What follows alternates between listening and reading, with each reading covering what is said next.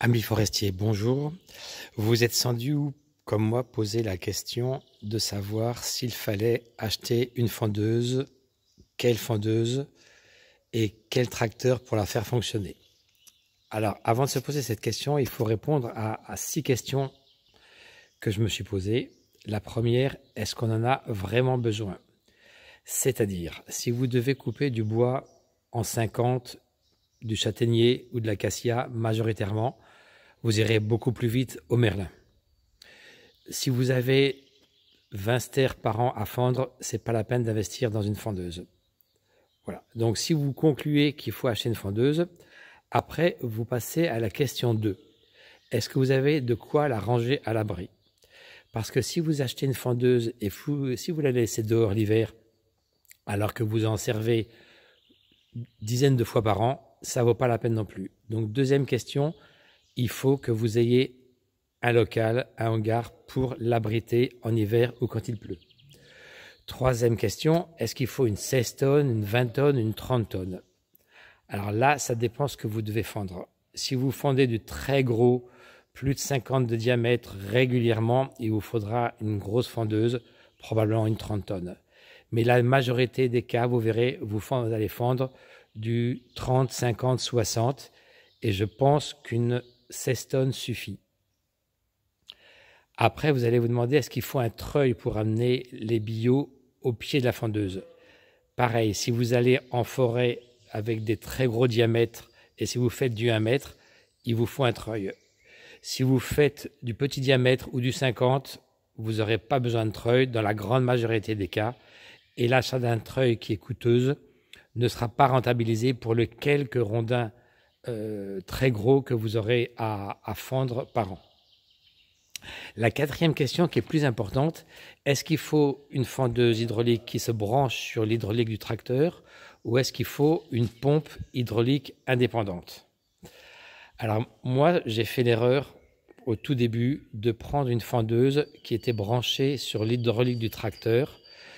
J'avais initialement un IH 654, 60 chevaux. Il y a un petit réservoir hydraulique à l'arrière et la fendeuse a un assez gros vérin, la 16 tonnes. Et en fait, quand je descendais le vérin, il n'y avait plus assez d'huile dans l'hydraulique du tracteur pour faire fonctionner le vérin. Donc, j'ai fait la bêtise qu'il ne faut jamais faire. J'ai rajouté de l'huile hydraulique. Et évidemment, quand j'ai remonté le vérin, le réservoir d'hydraulique était plein et c'est passé à travers le joint SPI dans la boîte, ce qui remplissait la boîte. Donc effectivement, j'ai rempli la boîte avec de l'huile hydraulique.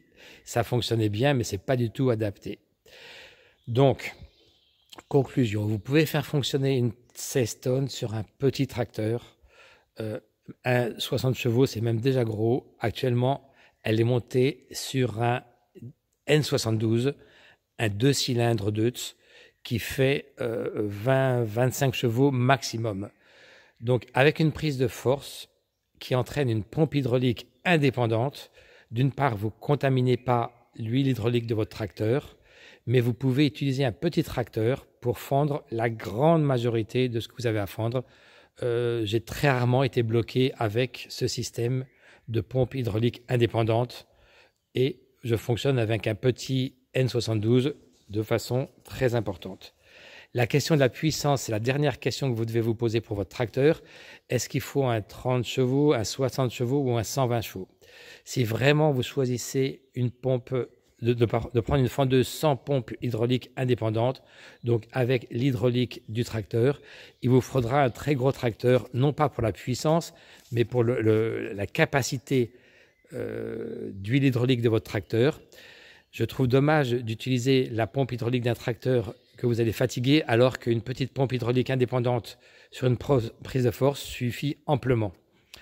Donc pour conclure, le conseil que je peux vous donner, c'est une 16 tonnes suffit dans la majorité des cas. Une pompe hydraulique indépendante, ça c'est indispensable. Un tracteur de petite puissance suffit dans la grande majorité des cas. Il est inutile de faire fonctionner un 100 chevaux pour uniquement une fendeuse. Donc 20 à 40 chevaux suffit amplement pour la majorité de votre travail. La question que vous allez vous poser après, est-ce qu'il faut fondre en forêt ou sur site? Les gros, je les fends en forêt. J'en ramène certains que je fends sur site. Donc ça, c'est un peu comme vous voulez. Si vous avez des très gros diamètres, c'est compliqué de les manipuler pour les mettre dans une remorque et les ramener sur le dépôt. Je les fends en forêt et je les ramène débiter sur le dépôt. Après, si vous avez des diamètres moyens que vous pouvez mettre dans d'une remorque, vous les ramenez et vous les fendez ici à l'abri. C'est ce qu'on fait quand il pleut. On se met à l'abri et on fend à l'abri les jours de pluie avec les diamètres moyens qu'on a ramenés. Voilà.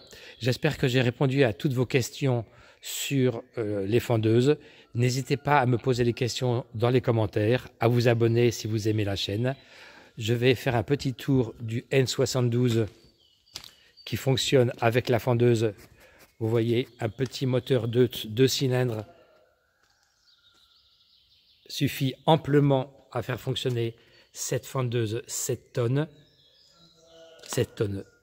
tonnes. Et ça fonctionne très bien depuis plusieurs années. Voilà, à bientôt à tous pour une prochaine vidéo.